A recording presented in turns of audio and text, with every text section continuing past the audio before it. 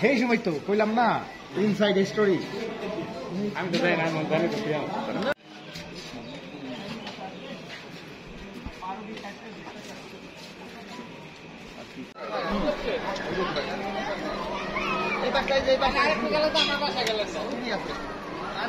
আমার দেখা যায়নি, দেখ খালি না হইলে কিন্তু খবর।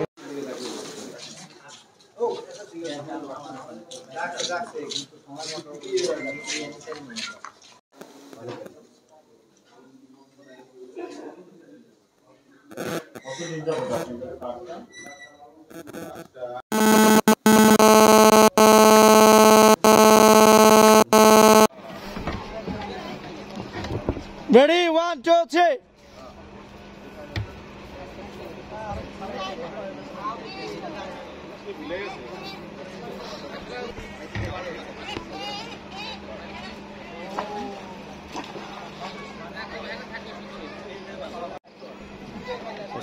হাতে আছে কিনা দাদা সাবধানে দেবেন।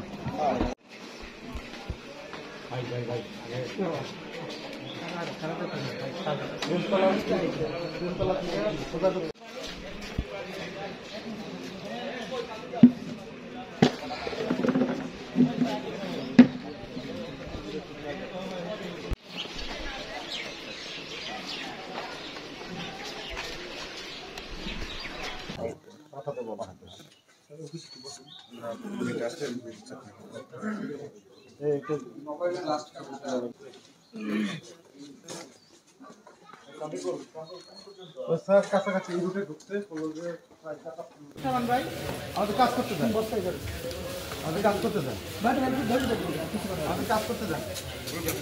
কামরুল ভাই কোথায়?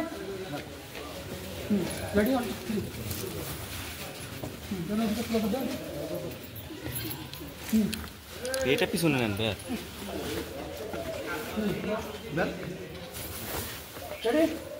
পানিটা কেউ ধরে না, নিচের টাইম দেবো না, আগে দিবা আর দেন একটা দিলে কি করছে যে মোয়া বেটা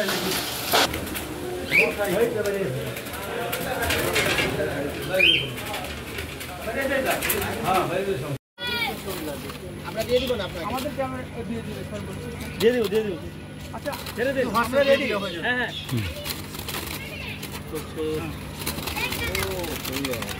দেখেন প্রকৃতিতে এরা কি স্বাধীনভাবে ছোট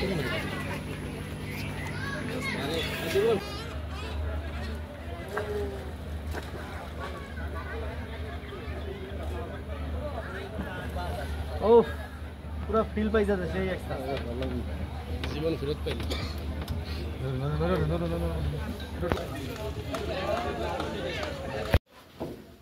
আপনারা হেলেন না বন্দি করছে লড়বা না, যদি একটু লড়বা না গুলি করো। দক্ষিণ থেকে তারা বিভিন্নভাবে চেষ্টা চালাচ্ছে উদ্ধার করার, কিন্তু তারা পারছে না। কর্মীরা রয়েছে তারা বারবার উদ্ধার করার চেষ্টা করছে, কিন্তু সেটি এখনও উদ্ধার করা সম্ভব হয়নি। এটি এখনও উদ্ধার অভিযান চলছে। তো এই বন্যপ্রাণীগুলো অবৈধভাবে এখানে রাখা হয়েছিল, আমরা এগুলো সবগুলোই জব্দ করছি। জব্দ করে আমরা এগুলো সবগুলোই নিয়ে যাব। আমরা কোয়ারান্টাইন মেনটেন করব, 14 দিন কোয়ারান্টাইন মেনটেন করে কিছু বন্যপ্রাণী আমরা প্রকৃতিতে অবমুক্ত করব, আর কিছু বন্যপ্রাণী আমাদের গাজীপুর সাফারি পার্ক আছে সেখানে রাখা হবে। আর বাংলাদেশ সরকার, বন অধিদপ্তর এবং আমাদের মন্ত্রণালয় এই মিনি চিড়িয়াখানা, অবৈধভাবে স্থাপিত মিনি চিড়িয়াখানা যে বন্যপ্রাণী প্রদর্শন করা হচ্ছে সেই ব্যাপারে একদম জিরো টলারেন্স এবং কঠোরভাবে এগুলো সারা বাংলাদেশে উদ্ধার অভিযান করা হচ্ছে এবং আইন প্রয়োগ করা হচ্ছে। তাদের কাছে যে বন্যপ্রাণীগুলো ছিল সবগুলোই বন অধিদপ্তরের এবং বন্যপ্রাণী অপরাধ দমন ইউনিটের কাছে হস্তান্তর করেছে আইনের প্রতি শ্রদ্ধাশীল থেকে। তারা ভবিষ্যতে এখানে আর কোনো ধরনের বন্যপ্রাণী প্রদর্শন করবে না, এই মর্মে তাদের কাছ থেকে আমরা একটা মুসলেকা গ্রহণ করব।